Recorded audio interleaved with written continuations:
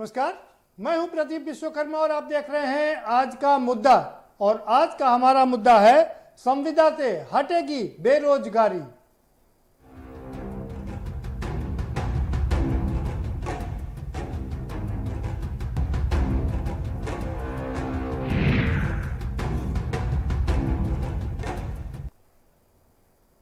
जी हाँ, देश में बेरोजगारी अपने चरम पर है। कोई बता रहा है कि 15 साल से ऐसे बेरोजगारी कभी नहीं हुई, कोई 45 साल तक बता रहा है, लेकिन इस बात में कोई शक नहीं कि बेरोजगारी चरम पर है और तमाम लोगों ने, तमाम युवाओं ने अपनी जो रोजगार था उनका वो खो दिया है। तो अलग अलग दावे हैं, अलग अलग वादे हैं। कहा यह जा रहा है कि संसद में जो आंकड़े प्रस्तुत किए गए उसमें 14 करोड़ लोगों की नौकरी जाने की बात स्वीकार की गई। इन सबसे इतर अब सवाल ये है, और दूसरी तरफ एक आर्थिक जो हमारे हालात हैं वो भी ठीक नहीं है। सरकारों के पास में पैसा नहीं है कि वो वेतन दे सकें, और ऐसे में अब उत्तर प्रदेश में एक नया फार्मूला निकाला गया है। हालांकि ये अभी प्राथमिक स्तर पर है, इसमें अभी कोई कार्रवाई नहीं की गई है, ये पूरा सोच विचार के किया जाएगा। लेकिन सरकार का ये मानना है कि अगर नौकरी देनी है तो पहले 5 साल तक लोगों को कॉन्ट्रैक्ट पर नौकरी करनी पड़ेगी। इससे कई फायदे होंगे। सब फायदा नंबर 1, 5 साल तक 6-6 महीने में उस जो युवा है उसकी जांच होगी, उसकी परफॉर्मेंस की जांच होगी कि वो सही काम कर रहा है कि नहीं कर रहा है। बीच में एक परीक्षा भी कराई जा सकती है जिससे पता चल सके कि उसकी जो क्षमता है काम करने की वो सही है कि नहीं है। और इन 5 सालों तक उसको कोई भी भत्ता, दूसरी चीजें नहीं मिलेंगी। जो कॉन्ट्रैक्ट पर नौकरी की दी जाती है, एक मुश्त रकम दी जाती है, वही दी जाएगी। अब ये तो हुई, इससे क्या होगा कि सरकार दूसरे लोगों को भी नौकरी दे पाएगी, इससे बेरोजगारी कम होगी। और दूसरा सबसे बड़ा फायदा ये होगा कि सरकार पर वेतन का भार भी कम पड़ेगा। ये तो थे इसके अच्छे कुछ पॉइंट, लेकिन सवाल ये उठता है कि अगर यही करना है, बार बार परीक्षा लेनी है, असेसमेंट करना है, तो फिर इन परीक्षाओं की जरूरत क्या है? क्यों ये जो युवा बेरोजगार हैं हमारे, वो बार बार यूपी ट्रिपल एससी का एग्जाम दें, कभी किसी दूसरे बोर्ड का एग्जाम दें, या लगातार परीक्षा जो नौकरी की परीक्षा क्यों दें? क्योंकि जब उनको बार बार नौकरी में आने के बाद भी परीक्षा दी जानी है तो इन परीक्षाओं का मतलब क्या? सवाल ये भी है, क्या ये परीक्षाएं बेकार हैं? इन परीक्षाओं पर भी सवालिया निशान खड़े हो रहे हैं, क्योंकि परीक्षाएं इसीलिए कराई जाती हैं, एग्जाम इसीलिए कराया जाता है जिससे कि सही व्यक्ति का चयन हो सके और वो अपना देश का, प्रदेश को आगे बढ़ा सके। लेकिन अब 5 साल बार बार उसका टेस्ट होगा, ये अपने आप में एक सबसे बड़ा सवाल है। दूसरा सबसे बड़ा सवाल ये है कि आखिर ये क्या इस तरह से जो 50 साल के बाद में फिर से उसकी जांच होगी, 55 साल की उम्र के बाद में फिर उसकी जांच होगी, उसको किसी भी समय नौकरी से निकाला जा सकता है, ये कह के कि वो अब काम करने के लायक बचा है या नहीं बचा है। तो सवाल ये उठता है कि क्या सरकारी नौकरी, इसमें कोई शक नहीं है कि जो बहुत कुछ कर्मचारी अपनी नौकरी को सही तरीके से नहीं करते हैं, कुछ कर्मचारी भ्रष्टाचार भी करते हैं, इस बात में भी कोई शक नहीं है। लेकिन क्या सारे कर्मचारियों को चोर, निकम्मा, भ्रष्टाचार मान लेना उचित होगा? क्या जो परीक्षा उत्तीर्ण करके आए हैं उस परीक्षा पर सवालिया निशान खड़ा करना क्या उचित होगा? यह अपने आप में सबसे बड़ा सवाल है। लेकिन दूसरी तरफ यह भी बड़ी बात है कि अगर ऐसा ना किया गया तो आखिर इन कर्मचारियों पर लगाम कैसे लगेगी? क्योंकि एक बार नौकरी मिलने का मतलब है कि फिर उनकी बल्ले बल्ले हो जाना, फिर वो अपनी मनमानी पर उतारू हो जाते हैं। हम इसी पर चर्चा करेंगे, गहन चर्चा करेंगे कि आखिर इसके फायदे कितने हैं और नुकसान कितने हैं। यही होगा हमारा आज का मुद्दा। इस पर हम चर्चा करेंगे। हम अपने मेहमानों से भी आपका परिचय कराएंगे, लेकिन एक रिपोर्ट आपको दिखा देते हैं। ये रिपोर्ट देखिए, उसके बाद इस पर चर्चा करेंगे।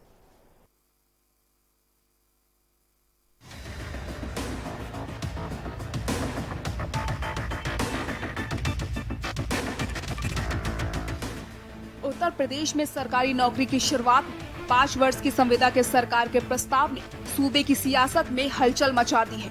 यूपी में समूह ख और समूह ग की सरकारी नौकरियों के लिए नियमों के बदलने की सुगबुगाहट तेज हो गई है। नए प्रस्ताव के अनुसार प्रदेश में इन समूहों की नई भर्तियां संविदा के आधार पर होंगी, जिन्हें 5 वर्ष में हुए मूल्यांकन के आधार पर नियमित किया जाएगा। सरकार इससे भले ही कर्मचारियों की गुणवत्ता बढ़ाने का दावा कर रही हो, लेकिन बड़ी बात यह है कि विपक्ष और प्रतियोगी इसका विरोध कर रहे हैं। सरकार का कहना है कि पहले 5 वर्ष नए नियुक्त कर्मचारी संविदा के आधार पर काम करेंगे। हर 6 महीने बाद उनका असेसमेंट किया जाएगा। इस असेसमेंट में एक परीक्षा भी करवाई जा सकती है, जिसमें न्यूनतम 60% अंक पाना जरूरी होगा। 60% से कम अंक पाने वाले लोग सेवाओं से बाहर कर दिए जाएंगे। नए प्रस्ताव के अनुसार संविदा की 5 वर्षों की नियुक्ति के दौरान कर्मचारियों को किसी भी तरीके का सर्विस बेनिफिट नहीं मिलेगा। सरकार का तर्क है कि नई व्यवस्था होने से शासन पर वेतन का बोझ कम होगा और कर्मचारियों की कार्यक्षमता बढ़ेगी। इसके अलावा गवर्नेंस और मजबूत होगा, जिसका लाभ आम लोगों को होगा। लेकिन इन सबके बीच बड़ा सवाल ये है कि क्या संविदा पर सरकार के नए प्रस्ताव से बेरोजगारी दर कम करने में मदद मिलेगी? शासन का कार्मिक विभाग इस प्रस्ताव को कैबिनेट के समक्ष विचार के लिए लाने की तैयारी कर रहा है। इस प्रस्ताव पर विभागों से राय मशवरा शुरू कर दिया गया है। बता दें, वर्तमान में सरकार अलग अलग भर्ती प्रक्रिया से खाली पदों पर लोगों को चयन के बाद संबंधित संवर्ग की सेवा नियमावली के मुताबिक 1 या 2 वर्ष के प्रोबेशन पर नियुक्ति देती है। इस दौरान कर्मियों को नियमित कर्मी की तरह वेतन और दूसरे लाभ मिलते हैं। नियमित होने पर कर्मी नियमानुसार अपनी जिम्मेदारी का निर्वहन करते हैं, पर प्रस्तावित नियम से पूरी भर्ती प्रक्रिया ही बदल जाएगी। नई व्यवस्था में नए फॉर्मूले पर इनका छमाही मूल्यांकन होगा। जो 5 वर्ष की सेवा तय शर्तों के साथ पूरी कर सकेंगे, उन्हें मौलिक नियुक्ति दी जाएगी। लेकिन बड़ा सवाल ये है कि क्या नियम बदलने से बेरोजगारी की समस्या दूर हो जाएगी? क्या थाली ताली पीट रहा बेरोजगार को रोजगार मिलेगा? स्पेशल डेस्क के न्यूज इंडिया।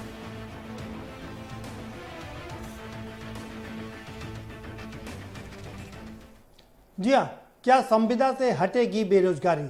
क्या ये बेरोजगारी खत्म करने का एक नायाब नुस्खा है, जिससे कि ज़्यादा से ज़्यादा युवाओं को रोजगार दिया जा सके और कॉन्ट्रैक्ट वेतन का भार भी सरकार पर ना पड़े? इसी पर चर्चा करेंगे। हमारे साथ में खास मेहमानों का पैनल जुड़ा हुआ है। हम उनसे आपका परिचय करा देते हैं। समाजवादी पार्टी के पूर्व सांसद रमाकांत यादव हमारे साथ में जुड़ चुके हैं। बहुत स्वागत है रमाकांत जी आपका। ओंकार नाथ सिंह जी हमारे साथ में जुड़ चुके हैं, कांग्रेस के बहुत वरिष्ठ नेता हैं, आपका भी बहुत स्वागत है ओंकार नाथ सिंह जी।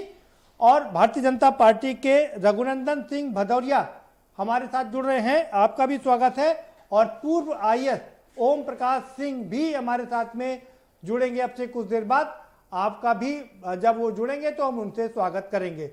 सीधा रुख करेंगे रघुनंदन सिंह भदौरिया साहब का। भदौरिया साहब, क्या इससे बेरोजगारी कम होगी? क्या सरकार पर वेतन के का भार है वो कम होगा? क्या जो अकर्मण्य कर्मचारी हैं, भ्रष्टाचारी कर्मचारी हैं, उन पर लगाम लगेगी? बिल्कुल, जो आपने कहा उसमें सही बात यह है कि ये सरकार उत्तर प्रदेश के और योगी की सरकार सदैव उन गरीब वंचित जिन लोगों को नौकरी मिल नहीं पाती है, उनके लिए एक पिटारा खोलने का प्रयास किया है संविदा के आधार पर। उससे जो बड़ा वेतन सरकारी नौकरियों में जाता था, लोग काम नहीं करते थे, लोग कोर्ट का दरवाज़ा खटखटा लेते थे, लोगों की अपनी भाव थी, भावनाओं में वो पैसा तो लेना जानते थे, उसके लिए लड़ना जानते थे। लेकिन अब जो योगी सरकार ने एक अपना निर्णय लिया है, हम तो ये समझते हैं, सभी को इसका स्वागत करना चाहिए कि आने वाले समय में ये निर्णय पूरा हो जाए, क्योंकि हम आज ज़्यादा से ज़्यादा नौकरी देने के हक में आ जाएंगे और वो व्यक्ति पास होगा कि जो व्यक्ति काम करेगा उसको कोई न तो निकाल सकता है। जैसे पढ़ने वाला व्यक्ति वो एक नौकरी छोड़ता है, उसको 2 नौकरी मिलती है, 4 नौकरी मिलती है। काम करने वाले व्यक्ति के पास काम कमी नहीं है। लेकिन आज जो काम नहीं करना चाहते हैं, आज भी लोग मारे घूम रहे हैं, कल भी मारे घूम रहे थे। हम ये सब समझते हैं कि उत्तर प्रदेश के मुख्यमंत्री हमारे जो आदित्य योगीनाथ जी हैं, उनकी एक अच्छी सोच है, अच्छे विचार हैं और उत्तर प्रदेश के युवाओं को एक बहुत बड़ा लाभ मिलने जा रहा है और इस लाभ के लिए उत्तर प्रदेश के जनमानस को हाथों हाथ लेना चाहिए, मैं तो ये समझता हूं।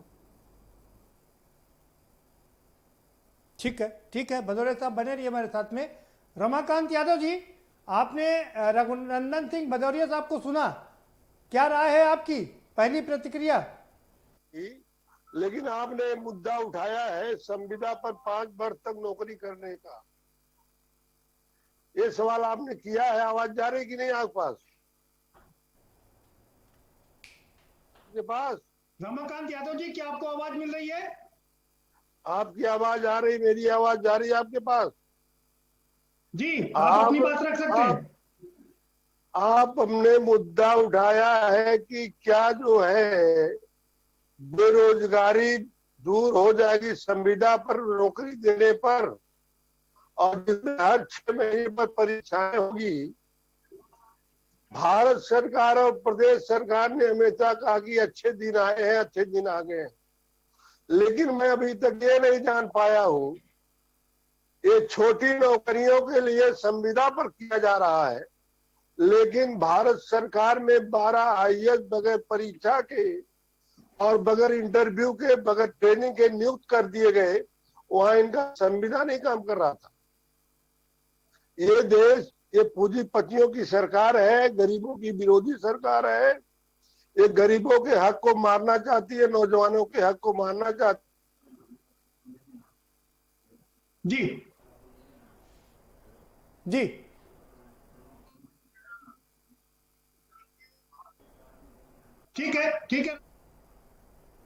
ठीक है रमाकांत जी, आप भी बने रहिए हमारे साथ में, दोबारा से रुख करेंगे आपका।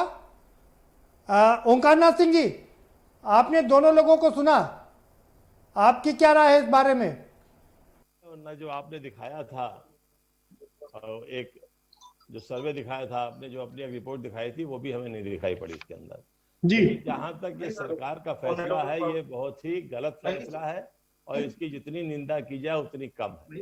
आपने ये कहा कि इससे रोजगार बढ़ेगा, मैं कहता हूं इससे रोजगार नहीं बढ़ेगा, इससे भ्रष्टाचार बढ़ेगा, और भ्रष्टाचार बढ़ने के साथ साथ में इसमें जो है अयोग्य लोगों की भर्ती होगी, क्योंकि कोई नियम ऐसे बनाए नहीं जाएंगे।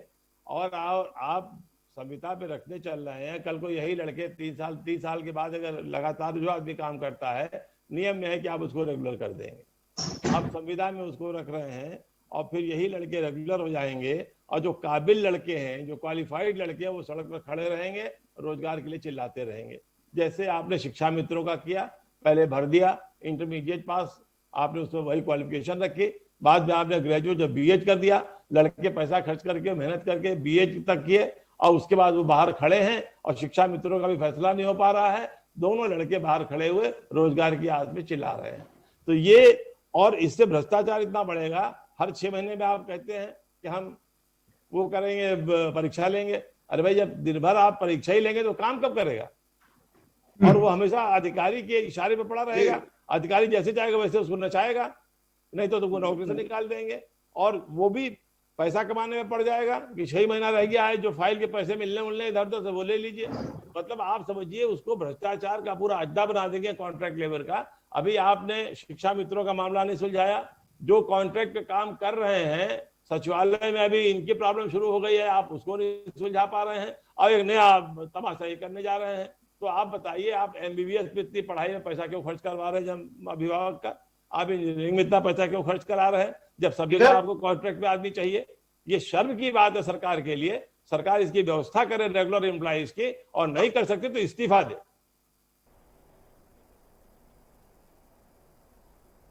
ठीक है रघुनंदन सिंह भदौरिया सिंह, आपने दोनों लोगों को सुना, आप कुछ कहना चाहेंगे, या हम कुछ सवालात आपके पास हैं वो हम आपसे कर रहे हैं? देखिए, ये दोनों व्यक्ति, दोनों पार्टियों के नेता थके हुए हैं, परेशान हैं। इनको समस्या ये नहीं दिख रही है कि आज उत्तर प्रदेश इतना बड़ा प्रदेश है, और उस प्रदेश में लगभग 90 लाख नौकरी संविदा के द्वारा देने जा रहे हैं। हम लोग गांव के रहने वाले हैं, आज 202 रुपया में मनरेगा में हमारा गांव का व्यक्ति खुश है और मेहनत करता है और शाम को आके सोता है, सुबह फिर जाता है। उसे भ्रष्टाचार से मतलब नहीं है, उसे परिवार चलाने से मतलब है। आज इन मुद्दों से ये भटक रहे हैं, इनको तो हमारी सरकार को शाबाशी देना चाहिए। मुख्यमंत्री योगीनाथ जी को शाबाशी देना चाहिए कि आप कम पैसे में, आज कम पैसे में आप ज्यादा लोगों को नौकरी दे रहे हैं। अभी मैं इन दोनों नेताओं से पूछना चाहता हूं कि पूर्वांचल हाईवे पूर्व की सरकार में बना था, उसमें कई करोड़ों कम में ठेका हुआ। क्या आप बता सकते हैं कि कई करोड़ों में कम ठेका क्यों हुआ? क्या आज गुणवत्ता उसमें कम है क्या? मुख्यमंत्री जी की नजर है, जो गलत करेगा वो जेल में जाएगा, या तो वो किनारे हट जाएगा। 6 महीना की भाई, उससे 6 महीना रघुनंदन की सिंह जी, नौकरी, सुन लीजिए एक मिनट सर, सवाल 6 सुन महीना लीजिए। में नौकरी नहीं ली जा रही इसी पर है, ना उससे अलग से कोई मुद्दे कहा पर जा रहा है रहेंगे, कि मुद्दे से पढ़िए। इतर नहीं जाएंगे। लेकिन गुणवत्ता 6 महीने में जो आपने किया रघुनंदन है- सिंह भदौरिया जी, जी बताइए। सुनिए, सवाल सुनिए, सवाल सुन लीजिए। सवाल यह है कि ये एक युवा, बेरोजगार युवा कितनी बार परीक्षाएं देगा? पहले एक परीक्षा देकर के नौकरी पाए, फिर वो हर 6-6 महीने पर असेसमेंट आप करेंगे, फिर हर 6 महीने फिर उसके बीच में परीक्षा लेंगे, 50 साल 55 साल की उम्र पास करेगा, फिर आप परीक्षा लेंगे कि वो सही है कि नहीं सही है। आखिर क्या एक युवा जिंदगी भर परीक्षा ही देता रहेगा? मैंने सर एक बात पहले कही थी, काम करने वालों के पास कमी नहीं जी। है। जो परीक्षा है कोई अलग से उसका बायलाज नहीं आने वाला है, केवल वो 6 महीने में जो जो अच्छे काम कर रहा है उस पे सरकार निगाह रखेगी, आप जैसे मीडिया के भाई निगाह रखेंगे, हम सब मिलकर जहां जाते हैं गुणवत्ता के लिए ध्यान रखते हैं।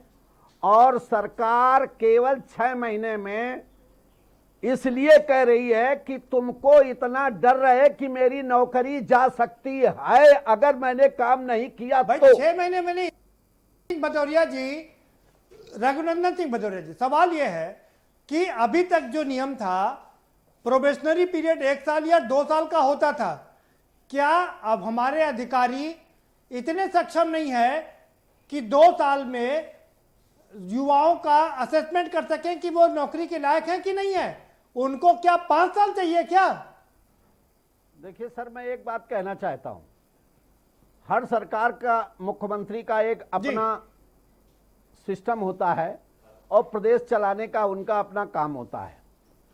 बसपा सरकार आई, नहीं, उसने बिल्कुल ठीक अपने बात है। काम किया, और सपा सरकार आई अपने काम बिल्कुल किया। ठीक बात है। सरकार को चुना इसीलिए जाता है कि अपने हिसाब से चले, लेकिन जहां कुछ कमी होगी तो उसको जागरूक करने का काम विपक्ष भी करता है और मीडिया भी करता है और आम जनता भी करती है। जी जी जी, लेकिन ये सरकार अपने हिसाब से नहीं चल रही है।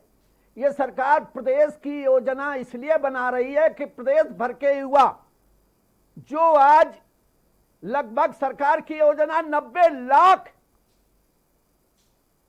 युवाओं को रोजगार देने की व्यवस्था, इससे आज युवा अगर 11,000 की बात करते हैं, अभी नगर निगम में भर्ती हुई तो बड़े बड़े जो बीटेक किए हुए लड़के संविदा में भर्ती हुए हैं, ये उन्हें मालूम है कि अन्य की सरकारों ने किस तरह से इन बच्चों को पढ़ाने का काम किया है, किस तरह से विद्यालयों में नकल करा के इनको केवल सर्टिफिकेट देने का काम किया है, और जो बच्चे पढ़ते हैं वो नौकरी लेने नहीं जाते, उनके पीछे नौकरी रघुनंदन घूमती सिंह है। भदौरिया, आप सरकार के बारे में इतना कर रहे हैं, ये अच्छी बात है, इसमें कोई शक नहीं है। चलिए रमाकांत जी का रुख करेंगे। रमाकांत जी, रघुनंदन जी भदौरिया कह रहे हैं इससे बेरोजगारी कम होगी, दूसरे बेरोजगारों को नौकरी मिलेगी।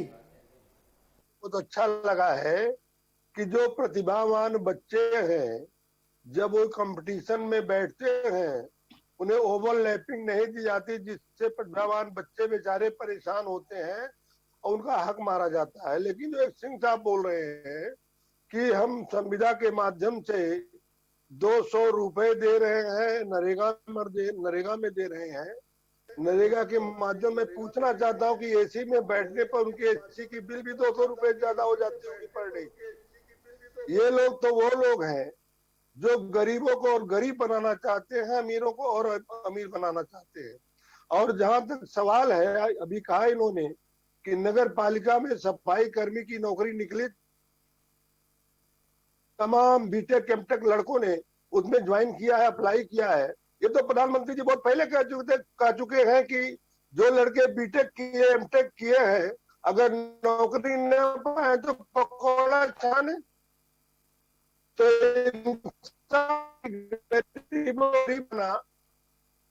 गरीब अमीर बनाना, लोगों के जीवन के साथ खिलवाड़ किया जा रहा है।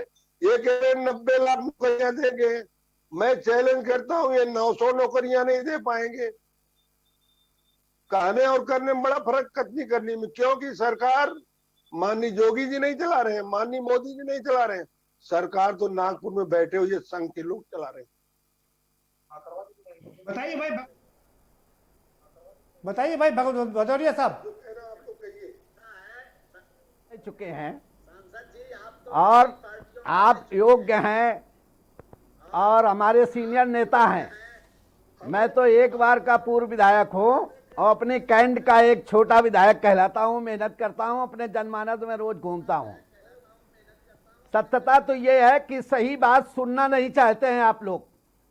आप लोगों को 2022 चुनाव दिख रहा है, 38 लाख कार्डों को निरस्त किया गया, बोलने की शक्ति नहीं उनका हटाया गया। जो लोग बड़े मकान वाले ले रहे थे, आज हर व्यक्ति को राशन मिल रहा है। भदौरिया साहब सांसद जी कुछ कह रहे हैं, सुन लीजिए पहले। भदौरिया साहब सांसद जी कुछ कह रहे हैं, फिर जवाब दीजिए जी। ये सही पार्टियों में रहा हूँ, आपके साथ भारतीय जनता पार्टी में भी मैं था जी। लेकिन 2017 फरवरी महीने में जिस समय आपके जो पीडब्ल्यूडी की ऑफिस है लखनऊ में, राज्यपाल के मकान के सामने, भवन के सामने, जब यादव महासभा बुलाई गई थी, मैंने उस समय कहा था कि रमाकांत जी, हम जरा आज के मुद्दे पर बात कर लें। आपकी प्रोफाइल पर हम बाद में चर्चा कर लेंगे जी। इनको कह रहे हैं कि कई दलों में रहे हैं जी। उस समय मैं उस यादव महासभा में इनके पूरे संगठन के लोग थे, इनके उप मुख्यमंत्री केशव प्रसाद मौर्य भी थे। ठीक है रमाकांत जी, माफ करिएगा कि हम मुद्दे से भटक जाएंगे। ये युवाओं के भविष्य का मामला है, वो ज्यादा जरूरी है सर। गोरखपुर विश्वविद्यालय में 71 नियुक्तियां हुई असिस्टेंट प्रोफेसर की, और एक भी न तो पिछड़ा हुआ, न दलित हुआ, न माइनॉरिटी का हुआ। और ये लोग बात करते, इसी बात को लेकर मेरा झगड़ा हुआ है। इसलिए मैंने कहा जब समाज का हित नहीं, गरीब का हित नहीं, किसान का हित नहीं, नौजवान का हित नहीं, तो ऐसे पार्टी का लात मारो और चलो समाज की सेवा किया जाए। और ये कह रहे समाज की सेवा किया जाए। अरे लेकिन जनता तो उनको चुनाव लगातार जिता रही है ना रमाकांत जी। 2014 में जिताया, 17 में जिताया, 19 में जिताया, लगातार जनता पूरा प्यार दे रही है। बहुत अच्छे लोग जिता देते हैं, दोबारा कैसे जीते उसको आप भी जानते हैं, मैं भी जानता हूं। शायद अगर बैलेट पेपर का प्रयोग हो जाए तो इनकी जमानतें नहीं बचेंगी, लेकिन 2024 और 2022 इनको पता लग जाएगा।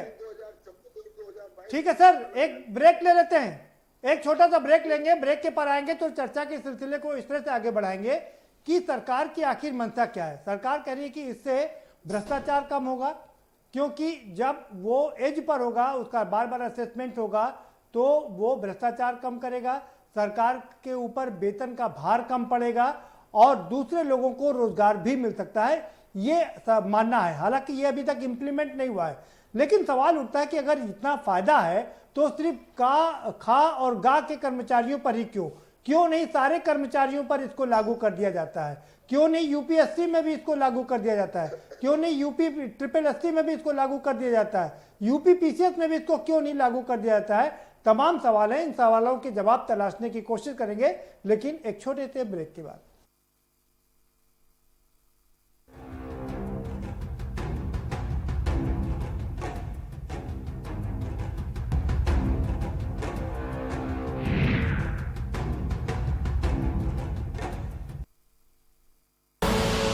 आप देख रहे हैं के न्यूज, खबरों का सारथी। उत्तर प्रदेश आत्मनिर्भर होने की राह पर तीव्रता से अग्रसर हो रहा है और इसका मुख्य कारण है उत्तर प्रदेश सरकार का ease of doing business ranking में देश में नंबर 2 पे होना। उत्तर प्रदेश इन्वेस्टर समिट के सफल आयोजन के बाद देश विदेश के शीर्ष निवेशकों द्वारा 4.68 लाख करोड़ रुपए के MOU पर हस्ताक्षर हो चुके हैं। विदेशी कंपनियों के रुख को उत्तर प्रदेश की तरफ करने के लिए ग्रेटर नोएडा में 100 एकड़ क्षेत्र में इलेक्ट्रॉनिक मैन्युफैक्चरिंग क्लस्टर विकसित किया जा रहा है। लखनऊ समेत आगरा, गोरखपुर, कानपुर, वाराणसी एवं बरेली में IT पार्क की स्थापना अपने अंतिम चरण में पहुंच चुकी है। इन्हीं प्रयासों का नतीजा है कि विश्व की बड़ी कंपनियां जैसे पेप्सी और माइक्रोसॉफ्ट आज उत्तर प्रदेश में निवेश कर रही हैं। मैं प्रदेश के अंदर निवेश की सुरक्षा की पूरी गारंटी अपने सभी निवेशकों को दे सकता हूं। एक जनपद एक उत्पाद की योजना से बनारस की साड़ियाँ, नोएडा में गारमेंट, कानपुर का चमड़ा उद्योग जैसे अनेकों व्यवसाय फल फूल रहे हैं। प्रदेश के 8 लाख MSME इकाइयों को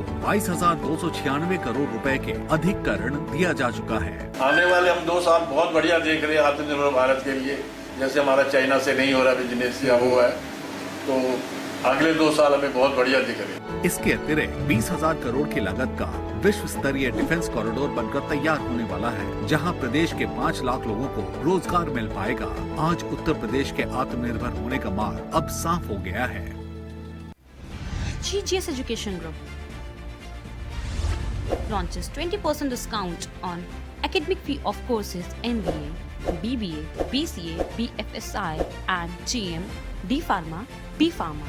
Offers best infrastructure, best transport facility, best academic service and best placement service. Register today to avail 20% discount. Call 9971 496 497 or visit the campus Kanpur Lucknow Highway near Unnao. GGS Education Group.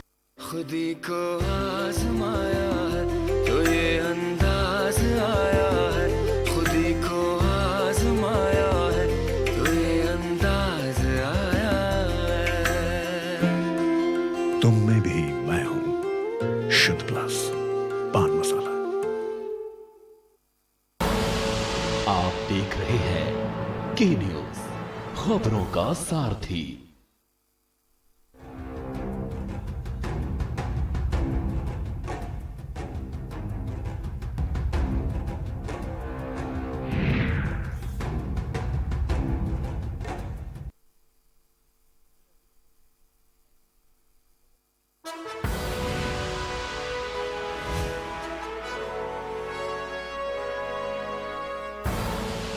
आप देख रहे हैं के news, खबरों का सारथी। तारीख 4 सितंबर 2020, समय रात 8 बजे। बहस का मुद्दा DM CMO का कारनामा सामने आया। 5 करोड़ 3 करोड़ रुपए दिए गए थे, उसका क्या बंदरबाट हुआ? आपदा को घोटाले का अवसर बनाया। ये आखिर चल क्या रहा है? क्या अधिकारी अपनी मनमानी कर रहे हैं, मनमानी पर उतर आए हैं? परत दर परत खुली तो मची खलबली। इस तरह की धांधली तो बर्दाश्त नहीं की जाएगी। खबर का हुआ दमदार असर। जो किया उसको सजा दो हुजूर। ये हुए को जब सजा देने लगोगे ना तो आगे करने से लोग डरेंगे। सस्पेंड हो गए 2 जिम्मेदार अफसर। तभी तो कहते हैं कि न्यूज मतलब निष्पक्ष खबर, 100% असर।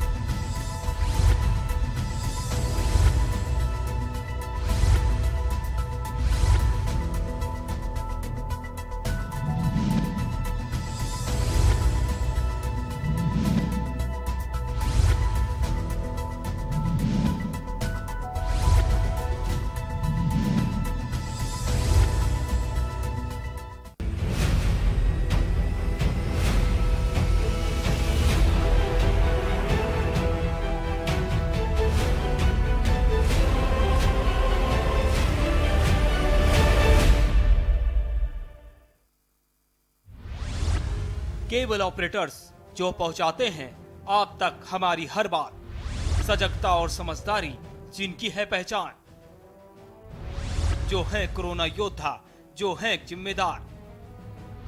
इन कोरोना योद्धाओं को के न्यूज का सलाम। आप हैं तो हम हैं, आपके बिना हम कुछ नहीं। देश भर के केबल ऑपरेटर्स कोरोना योद्धाओं का के न्यूज की तरफ से हार्दिक अभिनंदन।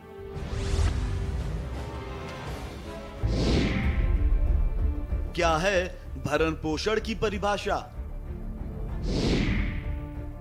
भरण पोषण पर किनका है हक? बेऔलाद किससे पाए अपना हक? भरण पोषण न करने पर क्या है दंड? भरण पोषण की क्या होगी राशि? बुजुर्गों का हक ऐते रख।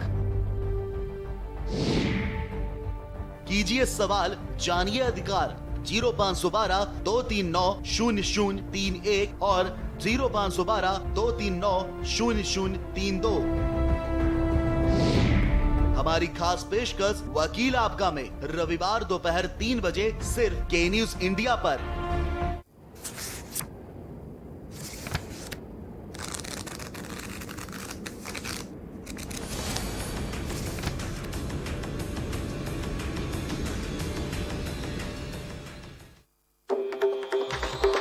मिलेगा हर समस्या का समाधान। विवाह में बाधा, जीवन में वास्तु शास्त्र का प्रभाव, शिक्षा में ग्रह नक्षत्रों का प्रभाव, कारोबार में आने वाली हर बाधा का, जिंदगी में ग्रह नक्षत्रों का प्रभाव, नौकरी में बाधा। देखिए हर समस्या का समाधान live with Acharya Lankesh.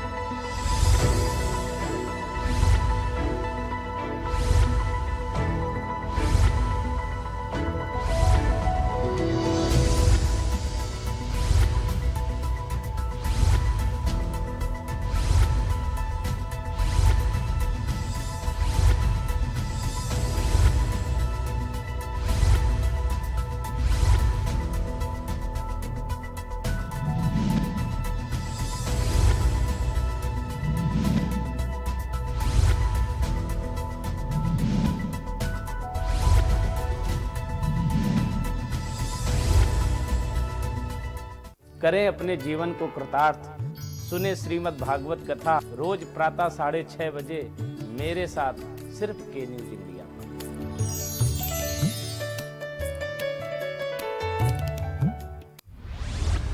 Cable operators जो पहुंचाते हैं आप तक हमारी हर बात, सजगता और समझदारी जिनकी है पहचान, जो है कोरोना योद्धा, जो है जिम्मेदार। इन कोरोना योद्धाओं को के न्यूज का सलाम। आप हैं तो हम हैं, आपके बिना हम कुछ नहीं। देश भर के केबल ऑपरेटर्स कोरोना योद्धाओं का के न्यूज की तरफ से हार्दिक अभिनंदन।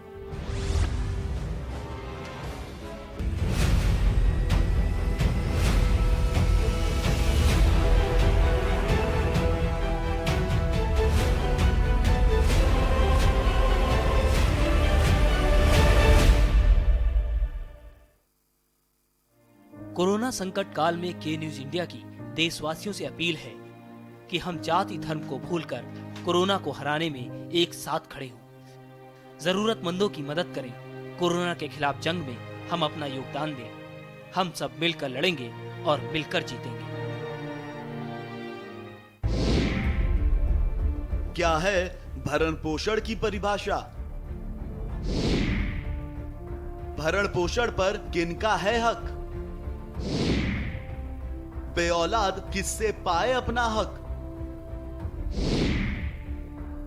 भरण पोषण न करने पर क्या है दंड? भरण पोषण की क्या होगी राशि? बुजुर्गों का हक ऐते रख। कीजिए सवाल, जानिए अधिकार। 0512-239-0031 और 0512-239-0032। हमारी खास पेशकश वकील आपका में रविवार दोपहर 3 बजे सिर्फ के न्यूज इंडिया पर।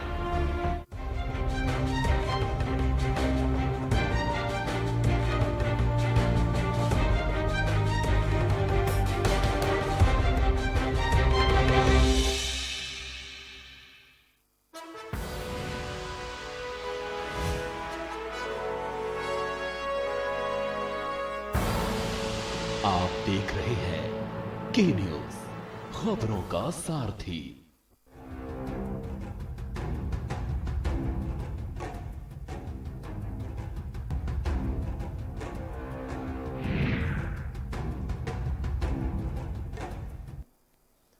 ब्रेक के बाद आपका स्वागत है और हमारे साथ सभी खास मेहमान जुड़े हुए हैं। हम सीधा रुख करेंगे, ओंकारनाथ सिंह जी के पास चलेंगे। ओंकारनाथ सिंह जी, रघुनंदन सिंह भदौरिया कह रहे हैं इससे कई फायदे होंगे। फायदा नंबर 1, जो सही लोग हैं उनके ही का सिलेक्शन होगा। फायदा नंबर 2, सरकार पर वेतन का कम भार पड़ेगा। फायदा नंबर 3, ज्यादा से ज्यादा युवाओं को रोजगार दिला पाएंगे। यानी कि ये काम करने से तमाम फायदे हैं। क्या कहेंगे आप? तमाशा बना रखा है इन लोगों ने, फायदे गिना रहे हैं ये। अभी भदौरिया साहब कह रहे थे कि बीटेक लड़के जो हैं बड़े फक्र के साथ कह रहे थे कि वहां पर नगर निगम में भर्ती हुए हैं। शर्म आनी चाहिए। इंजीनियर बना के और उनसे आप अगर झाड़ू लगवाएंगे तो आपकी बलिहारी है, आपको सादर प्रणाम है। अरे भाई, कम से कम थोड़ा दिमाग लगाइए। आप बताइए, एक लड़के को इतना पढ़ा लिखा के आप फ्री में पढ़ाई करा दीजिए, उनके पैसे वापस करा दीजिए, उनकी तनख्वाह कम कर दीजिए, महंगाई कम कर दीजिए। सरकार जो है अपने यहाँ ऐसी नौकरी दे रही है कि आदमी गुजारा भत्ता नहीं कर सके, और उसका मुकाबला आप कर रहे किससे? कि दैनिक वेतन पाने वाले आदमी से, कि उसके हिसाब से वो रहे जैसे बाकी नरेगा के मजदूर रहते हैं। सवाल इस बात का है, आपने इतनी पढ़ा लिखा के इतना पैसा क्यों उनके पैसे से खर्च कराया? वो कहाँ से बैंक में लोन देंगे? कहाँ से जो लोन लेके पढ़े बेचारे कहाँ से उसको पूरा करेंगे? और सबसे बड़ी चीज, प्रदेश का कितना बड़ा नुकसान होगा आप ये बताइए कि नरेगा से पूरा करेंगे। नरेगा योग्य लोगों को आप जो है एकदम साफ कर देंगे प्रदेश सरकार से। किसी भी बताइए भाई रघुनंदन जी। तो कुछ है नहीं है क्या ये ओंकार भाई साहब जो कह रहे हैं?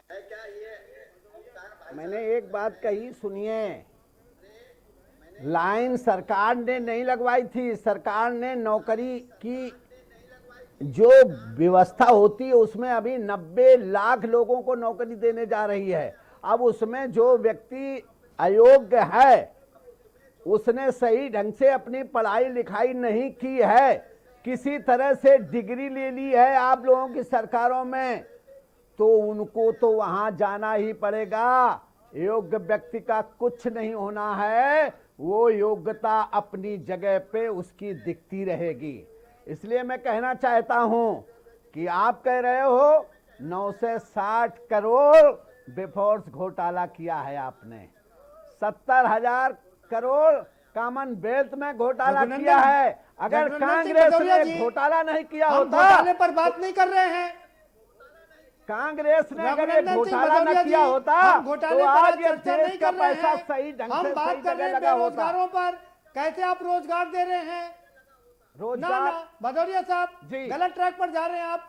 राहुल गांधी बाहर हैं, सोनिया गांधी बाहर हैं, रॉबर्ट वाड्रा बाहर हैं, कोई भी जेल के अंदर नहीं है। एक को जेल भेजा था, वो 2 महीने में बाहर आ गया, और आप कह रहे भ्रष्टाचार हो रहा है। देखिए प्रदीप जी, आप तो वरिष्ठ पत्रकार हैं। अब कुछ सवाल आपसे सवाल के जवाब दीजिए भदौरिया साहब जी। भदौरिया साहब, आप मेरे कुछ सवाल हैं, जनता के कुछ सवाल हैं, उनका जवाब चाहिए। सवाल यह है कि एक बेरोजगार युवा कितनी बार परीक्षा देगा? परीक्षा देकर के वो पास हो? नहीं, एक बात बताइए आप, हम लोग अपना व्यापार करवाते हैं तो मैं रोज शाम को परीक्षा लेता हूं उसका कि ये बताओ बेटा क्या हुआ, ये बताओ भैया क्या हुआ, ये बताइए रामदीन क्या हुआ, ये बताइए राम भैया क्या, ये बताइए अशोक भैया क्या है। हम तो रोज परीक्षा लेते हैं। आप ये बताइए, परीक्षा थोड़ा है, ये केवल विपक्ष के लोगों को एक एजेंडा मिल गया है। अब ये तो नौकरी दे नहीं सके, अब ये तो बेरोजगारों को बेरोजगारी दूर नहीं कर सके।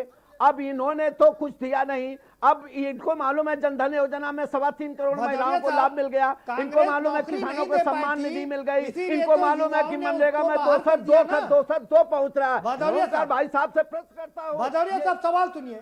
भदौरिया साहब सवाल सुन लीजिए जी। सवाल ये है, कांग्रेस अपना 1 करोड़ नौकरी देने का वादा पूरा नहीं कर पाई थी, इसीलिए तो युवाओं ने उनको सत्ता से बेदखल कर दिया ना जी। अब आपको पूरा करना है ये बात जी। तो मैं यही तो कह रहा हूं ना। चलिए हमारे साथ एक और खास मेहमान जुड़ चुके हैं जी। आप भदौरिया साहब आएंगे। ओंकार नाथ सिंह जी आपके पास भी आएंगे। हमारे साथ एक और खास मेहमान जुड़ गए हैं, पूर्व आईएएस हैं ओम प्रकाश सिंह जी भी। बहुत स्वागत है ओम प्रकाश सिंह जी आपका। आपने भी बहुत परीक्षाएं दी होंगी, बहुत परीक्षाएं पास की होंगी, बाद में यूपीएससी का एग्जाम क्वालिफाई करके आप आईएएस बने। देश की सबसे बड़ी परीक्षा को आपने क्वालिफाई किया। अब जो ये बात की जा रही है कि सरकारी नौकरी पानी हो तो पहले 5 साल की अप्रेंटिस करनी पड़ेगी, कॉन्ट्रैक्चुअल नौकरी करनी पड़ेगी। आपके लिहाज से ये कैसा है? देखिए अब तक की जो व्यवस्था है उसकी जो भी आपने जैसे खुद ही बताया कि क्लास 1 और क्लास 2 जॉब के लिए public service commission, union public service commission से जो चुन के आते हैं, और क्लास 3 और क्लास 4 का जो चयन है वो जो है वो भी सबऑर्डिनेट कमीशन के द्वारा होता है। तो जो भी कोई अभ्यर्थी है वो जो पढ़ता है, लिखता है, डिग्री प्राप्त करता है, मेहनत करता है, वो इसीलिए करता है कि जो भी उसको नौकरी मिले वो एक रेगुलर नौकरी हो और उसमें जो है उसका कैरियर भी निश्चित हो और सारी चीजें हो। तो संविदा सिस्टम की जो इस समय जो चर्चा है, जो बात है, उसमें अब बहुत सारी प्रॉब्लम्स जो हैं इस समय हम जो सामने आएंगी। अनुसूचित जाति, जनजाति और जो बैकवर्ड के जो अभ्यर्थी हैं उनके लिए क्या व्यवस्था होगी। दूसरी चीज ये है कि पे स्केल जो है, क्या पे स्केल दिया जाएगा, उसके साथ जो है जो डीए वगैरह दिया जाता है, महंगाई भत्ता दिया जाता है, वो होगा। तीसरी चीज ये है कि जो चयन होगा इनका, नहीं, वो नहीं मिलेगा। मान लिया चयन हो भी गया ओम प्रकाश जी 5 साल तक वो कुछ चीजें नहीं मिलेंगी नहीं है, तो वो में हर टाइम बना रहेगा। तो इसलिए नव युवकों को यदि हम उनका वास्तव में चाहते हैं वो विकास करें, उनको नौकरी ठीक तरह से मिले, तो हमें चाहे वो व्यवस्था का नाम कुछ भी दे दें, लेकिन उसमें एक निश्चितता होनी चाहिए और उसका जो है एक रेगुलर सिस्टम होना चाहिए। ठीक है सर, बने रहिए, हमारे साथ में आएंगे आपके पास में। रघुनंदन सिंह भदौरिया साहब, सवाल आपसे ये है कि जब युवा ये पूछ रहा है कि जब वो परीक्षा देकर के आ रहा है तो ऐसी परीक्षा का मायना मतलब क्या है जिसमें वो हजारों रुपए लगा करके बार बार परीक्षा देकर के आता है, जब उसे फिर परीक्षा देनी है तो इन परीक्षाओं का मतलब क्या है? देखिए प्रदीप जी, उसमें कोई परीक्षा अलग से नहीं देनी है, उसकी तो परीक्षा निरंतर 5 साल अच्छे कार्यों की गुणवत्ता की परीक्षा है और गुणवत्ता हमें सदैव आगे पहुंचाती है। और मैं ये समझता हूं कि हमारे नौजवान जो भर्ती होंगे, और आप ये देखिए कि लगभग 90 लाख लोगों की भर्ती होनी है। अभी तक कोई भी सरकार 4-5 लाख अगर देखा जाए तो इतनी बड़ी संख्या में रोजगार दिया जा रहा है। ठीक है, और आप देखना उत्तर प्रदेश के भदौरिया साहब, आप 90 लाख इसको लेंगे। भदौरिया साहब 90 लाख नहीं, आप 5 करोड़ लोगों को रोजगार दीजिए। हमारी शुभकामनाएं आपके साथ में है, लेकिन परमानेंट रोजगार दीजिए ना, मनरेगा के रोजगार को थोड़ी ना उसमें गिन लेंगे। देखिए ऐसा है, मनरेगा हम सबका आज घर चला रही है। जो व्यक्ति जो जिस श्रेणी का है उस श्रेणी में व्यक्ति अपना ढंग से चयन करेगा। अब बहुत से लोग, जैसे मैंने अभी ओंकार नाथ सिंह जी ने कहा कि वो बीटेक के लोग शर्म आनी चाहिए। अरे भाई शर्म हमको क्यों आनी चाहिए? मैंने तो कहा कि जिन लोगों ने सही ढंग से या तो परीक्षा नहीं सही ढंग से मेहनत से पास नहीं हुए, कई जगह बराबर चयन होते, प्राइवेटों में इतना चयन होता है कि सरकार से ज्यादा लोग प्राइवेट में पैसा दे रहे हैं, लोग सरकारी नौकरी छोड़ के चले जा रहे हैं। हमने देखा कि पीसीआर आईएएस अधिकारियों ने भी छोड़े हैं अपनी नौकरियां और प्राइवेट में चले गए, उनको उससे 4 गुना और 10 गुना धन मिला है। अरे भाई काम करने वालों के लिए कोई जगह नहीं है। अब ठीक है भदौरिया साहब, ठीक है भदौरिया साहब, सांसद साहब को रमाकांत जी कुछ कहना चाह रहे हैं। जी रमाकांत जी, भदौरिया साहब कह रहे हैं जो लोग फर्जी तरीके से पास होकर के यहाँ तक आए हैं, फर्जी परीक्षाएं पास कर ली है पुरानी सरकारों के, उसमें उनको तो निकालना ही पड़ेगा। दुख ये है भदौरिया साहब ने अभी जो कहा, भदौरिया साहब ने जो भी कहा कि जो जैसा उसको वैसा दिया जाएगा। भदौरिया साहब चाहते हैं कि हुजूर का बेटा हुजूर पैदा हो और मजदूर का मजदूर पैदा हो। मैं इनसे रिक्वेस्ट करता हूँ, प्रार्थना करता हूँ कि अपने नेता को ये सलाह दे, उत्तर प्रदेश की तो इनको इनके उत्तर प्रदेश से बेरोजगारी भी खत्म हो जाती, अपराध भी खत्म हो जाता और पूरा प्रदेश खुशहाल हो जाता। लेकिन वो सलाह अगर जानते भी नहीं है तो सलाह भी नहीं ले सकते हैं। अभी इन्होंने कहा विकास कार्यों के बारे में, मेरा एक चैलेंज है, मेरा एक दावा है कि जो माननीय अखिलेश जी ने विकास किया है उसका 5% अगर विकास इस सरकार में हुआ, उत्तर प्रदेश के योगी सरकार में, वो विकास की बात हम बात में कर लेंगे सर, आएंगे दोबारा। ओंकार नाथ सिंह जी के पास चलेंगे। ओंकार नाथ सिंह जी, जो रघुनंदन जी कह रहे हैं कि भाई अगर आदमी सही है, सही काम कर रहा है तो उसको परीक्षा से डर कैसा, उस से डर कैसा दिलाने की जरूरत का? डायरेक्ट आईएएस पोस्ट कर रहे हैं तो जब ये डायरेक्ट आईएएस पोस्ट कर रहे हैं, ज्वाइंट सेक्रेटरी भारत सरकार पोस्ट कर रहे हैं, इनको परीक्षा दिलाने की क्या जरूरत है इनको? और उनका कैरेक्टर रोल लिखा जाता है कि उन्होंने कैसा काम किया कैसा नहीं किया, उसके हिसाब से भारत सरकार में जिनको परीक्षा कराने के नियम बना के कर सकते हैं, उससे हमें मतलब नहीं है। हमें मतलब इनको परीक्षा कराने के कॉन्ट्रैक्ट लेवल पे लेने से एक तो योग्यता प्रभावित होगी, क्योंकि उसको खुद मालूम है कि वो नहीं रहे। हमारे मित्र भारतीय जनता पार्टी के भाई चीजों को समझना चाहिए इनको। ये नहीं कह पा रहे कि संघ जो आदेश करता है वो हम करते हैं, अपने मन से नहीं करते हैं। इनको ये बताना चाहिए कि जो संघ कहता है वो हम करते हैं, अपने मन से नहीं कर पा रहे हैं। ओंकारनाथ नहीं, लेकिन ओंकारनाथ सिंह जी एक बात तो सच है ना कि अगर 5 साल तक कॉन्ट्रैक्ट पर नौकरी होगी तो वो अच्छा परफॉर्मेंस करेंगे, भ्रष्टाचार भी नहीं करेंगे, क्योंकि उनको पता है कि अगर पकड़े गए तो नौकरी चली जाएगी। करेंगे क्योंकि 5 साल के बाद जानते हैं कि हम निकाल दिए जाएंगे, तो जितना पैसा कमाना होगा 5 साल कमा लेंगे। वो जेल भी तो जाएंगे, तो सीमा नहीं होती है, जेल नहीं जाएंगे, ये जेल जाएंगे, जेल से जाने से हाँ तो अपने आप समझ में आ जाएगा। अरे श्रीमान जी, उन्हें मालूम है योगी सरकार है। अरे योगी सरकार देख रहा हूं मैं, रोज हत्याएं हो रही योगी सरकार में ही, पुलिस वाले घेर के जो गलत कर रहा है वो जेल जा रहा है। ठीक है, ठीक है। जो योगी सरकार में रोज रेप की घटनाएं हो रही योगी सरकार में हो रही है, और कितने आदमियों को आप पकड़ के जेल में तो सब जगह सब सरकारों में हुई है, लेकिन न्याय केवल उत्तर प्रदेश में भारतीय जनता पार्टी के सरकार में होता है। बड़े बड़े आईएएस पीसीएस जेल जा रहे हैं, बड़े बड़े नेता जेल जा रहे हैं, बड़े बड़े गलत काम करने वाले ओंकार सिंह जेल जा रहे हैं। आप कैसी बात कर रहे हैं? उत्तर प्रदेश के ये योगी जैसे मुख्यमंत्री होने के बाद गर्व करना चाहिए आपको। ऐसे मुख्यमंत्री बहुत दावे के साथ आप कह रहे हैं, आप ऐसे मुख्यमंत्री की बात कर रहे हैं जब उन्नाव की बेटी की चिताती लगी सुरक्षा के लिए और जो उस पर अपराध करता था उसको परेशानी के लिए नहीं हुई वो बताओ, इसमें कार्रवाई नहीं हुई वो बताओ।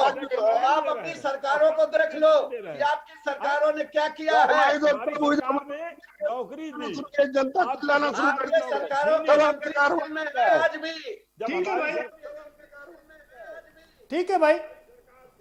ओंकारनाथ सिंह जी शांत हो जाइए, हमको ओम प्रकाश सिंह जी के पास चलेंगे, उनसे फाइनल कमेंट लेंगे और उनसे समझेंगे। ओम प्रकाश जी क्या, ठीक है, ओंकारनाथ सिंह जी ओम प्रकाश सिंह जी के पास चल रहे हैं। ओम प्रकाश जी, ये जो अभी मसौदा तैयार किया गया है उसके क्या फायदे हैं और क्या नुकसान है? आपका फाइनल कमेंट ओम प्रकाश जी। सबसे पहला तो इसका प्लस पॉइंट यही है कि सांसद साहब आपके पास में आएंगे। सबसे पहला तो प्लस पॉइंट यही रमाकांत जी आपके पास में आएंगे, जरा ओम प्रकाश सिंह जी को सुन लेते हैं जी। पहला जो बेनिफिट है वो ये है कि रोजगार इमीडिएटली मिल जाएगा रोजगार को। दूसरा ये है कि आदमी को ये जब वो जान रहा है कि साल के बाद उसके बारे में निर्णय होगा कि उसको आगे चलना है या नहीं, वो काम दक्षता से करेगा, ये बात है। दूसरे उसको जो है जितना यदि हम उसको वेतन देंगे जैसे संविधान जनरली दिया जाता है, तो इस सरकार को जो है जो उसका वित्त के रूप से भी उसको जो है कम पैसा दिया जाएगा, तो वो भी बचत इसमें होगी। लेकिन जो मैं समझता हूँ सबसे बड़ी बात यह है कि वो आज मेहनत से भी काम करेगा, कर्तव्य परायण भी रहेगा, उसके अंदर हम हर प्लस पॉइंट देखेंगे, लेकिन उसका जो दिमाग है वो अनिश्चित रहेगा और उसको ये वो है कि कल को जो है उसके साथ होगा नहीं होगा, तो हमारे अनुसूचित ठीक है ठीक है ठीक है सर, बहुत शुक्रिया, बने रहिए। ओंकारनाथ सिंह जी 20 सेकंड है आपके पास में, फाइनल कमेंट क्या होना चाहिए? इनको नहीं रखना चाहिए। कॉन्ट्रैक्ट पे बहुत पहले वो रखे जाते थे, एडहॉक जिसको बोलते थे जी, लेकिन उसमें उनको टीए सब मिलता था, उनको जीपीएफ वगैरह सारी चीजें कटती थी और उनको जो महंगाई भत्ता होता तो वो भी मिलता था, सारी चीजें उनको मिलती थी, लेकिन वो एडहॉक होते थे, रेगुलर वो बाद में होते थे, तो सीनियरिटी बड़ा असर पड़ जाया करता था। आज हम फिर 30 साल पहले जो चीज हुआ करती थी, आज हम फिर उसी में पीछे हो रहे हैं। सरकारें ने जब डेली वेजेस रखे जाते थे तो उस समय सरकार ने एक नियम पारित किया था कि डेली वेज हमेशा के लिए बंद हो जाएगा। 91 के बाद डेली वेज कोई रखा नहीं गया, और आज आप फिर वही कॉन्ट्रैक्ट जो डेली वेज जो शिक्षा मित्र फैलाना, ठीक है ठीक है ठीक है, समय इतना ही है हमारे पास में। ओंकारनाथ सिंह जी, रमाकांत जी आपका फाइनल कमेंट क्या होना चाहिए? होना क्या चाहिए? संविदा का मतलब ये कह रहे हैं, पहली बात तो मैंने कहा अपने मन से काम नहीं कर रहे हैं, ये जो नाक मुंह से आदेश होता है वो करते हैं। संविदा में एक संघ के लोगों को रख करके और हमारे गरीबों को गरीब कम करना चाह रहे हैं। जैसे मैंने पहले कहा, हुजूर का बेटा हुजूर होना चाहिए, गरीब का बेटा गरीब होना चाहिए, तो मैं इसका विरोध करता हूं। लेकिन मैं इतना इनको जरूर राय दूंगा, जब इन्हें कुछ नहीं आता, सरकार चलाने नहीं आता है, तो हमारे पूर्व मुख्यमंत्री अखिलेश जी से अगर सलाह ले लेते तब इन्हें अच्छी सद्बुद्धि आ।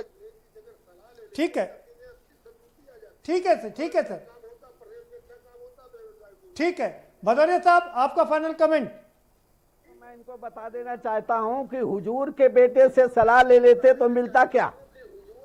जो जहां हुजूर का हुजूर बनता है, हमारे यहाँ तो मजदूर का बेटा, किसान का बेटा, औठा टेक का बेटा मैं हूं जो आज विधायक बना, आज मोदी जी चाय बेच के प्रधानमंत्री बने। अरे आप सोच के तो कहो क्या कहना चाहते हो। मैं एक बात कहना चाहता हूं, भाई बिन होय न प्रीत, ये 90 लाख लोगों को जो रोजगार मिलेगा युवाओं को, ये काम भी करेंगे और 6 महीने में अपनी उपस्थिति दर्ज कराएंगे और 5 साल के बाद पूरा लाभ उठाएंगे और भारतीय जनता पार्टी सरकार इनको सम्मान देगी। अगर गलत करेंगे हटाए भी जाएंगे, गलत करेंगे तो जेल भी जाएंगे, और स्वेच्छा से नौकरी लेना है व्यक्ति को, कोई जवाब नहीं है। जो जिस श्रेणी का है उसमें फार्म भरेगा, उसमें वो जाएगा। सरकार ने खजाना खोल दी है, युवाओं को योजना कर दी है कि जो आज सड़क पे ठीक है भाई, करना चाहता है, जो आज सड़क पे किसी तरह लूटपाट करना चाहता है। समय हमारे पास इतना ही था। भदौरिया साहब